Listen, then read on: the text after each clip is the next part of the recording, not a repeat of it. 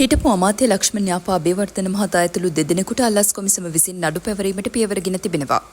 ඒ 2014 වසරේ එවකට ජනාධිපති මහින්ද රාජපක්ෂ මහතාගේ දෙවනි පදවි ප්‍රාප්ති සංවත්සරය වෙනුවෙන් ශ්‍රී ලංකා ආයෝජන මණ්ඩලයේ අරමුදල් වලින් පුවත්පත්වල දැන්වීම් පළ කිරීම හරහා රජයට රුපියල් ලක්ෂ 17කට අධික පාඩුවක් සිදු කළේ යයි කියන සිදුවීමකට අදාළවයි.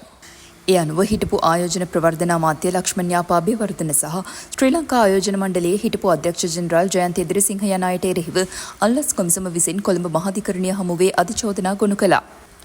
මහින්ද රාජපක්ෂ මහතාගේ දෙවන පදවි ප්‍රාප්තිය වෙනුවෙන් 2014 වසරේ නොවැම්බර් මාස 19 වනදා පුවත්පත් 11ක ශ්‍රී ලංකා ආයෝජන මණ්ඩලයේ අරමුදල් වලින් පුවත්පත් අතිරේක පළ කිරීම තුළින් රජයට 17,48,877.776ක මුදලක් පාඩු කිරීම තුළින් දූෂණ විරෝධී පනත යටතේ වරදක් සිදු කර ඇතැයි චෝදනා කරමින් අල්ලස් කොමිසම විසින් මෙම නඩුව ගොනු කළා.